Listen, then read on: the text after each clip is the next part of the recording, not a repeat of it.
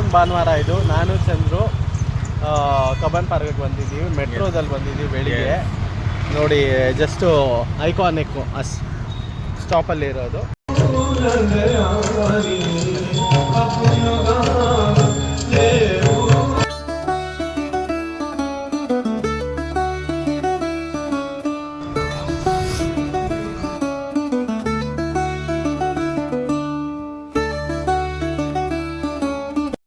ಹೇಳ್ಚಂದ್ರು ಏನು ಅನುಭವ? ಇವತ್ತು ತುಂಬ ರೋಮಾಂಚನ ಆಗ್ತಿದೆ. 9ನೇ ತಾರೀಕು ಆಗಸ್ಟ್ 2026 ಸಂಡೇ ಬೆಳಿಗ್ಗೆ ಬಂದಿದ್ದೀವಿ. ನಾನು ನಮ್ಮ ಬಾಲ್ಯ ಸ್ನೇಹಿತ. ತುಂಬ ಖುಷಿ ಆಗ್ತಿದೆ. ಇಲ್ಲಿರೋ ನೇಚರ್, ನಮ್ಮ ಬೆಂಗಳೂರಲ್ಲಿ ಈ ಥರ ಕಬ್ಬನ್ ಪಾರ್ಕು ಇಷ್ಟು ಸೂಪರಾಗಿದೆ ಅಂತ ನಾನು ಇಮ್ಯಾಜಿನ್ ಮಾಡಿರಲಿಲ್ಲ. ತುಂಬ ಖುಷಿ ಆಗ್ತಿದೆ. ಅದು ಹೇಳೋಕ್ಕಾಗ್ತಿಲ್ಲ, ಅದು ಅನುಭವಿಸ್ಬೇಕು. ಸೊ ಯಾರ್ಯಾರು ಬೇರೆ ಕಡೆ ಟ್ರಿಪ್ ಹೋಗೋ ಬದಲು ಇಲ್ಲಿ ಬಂದು ಎಂಜಾಯ್ ಮಾಡಿ. ಅರ್ಲಿ ಮಾರ್ನಿಂಗ್ 2 ಅವರ್ ಟೈಮ್ ಕೊಡಿ ಅಷ್ಟೇ. ಮೆಟ್ರೋದಲ್ಲಿ ಬನ್ನಿ, ಇಲ್ಲ ಹೇಗಾದ್ರು ಬನ್ನಿ.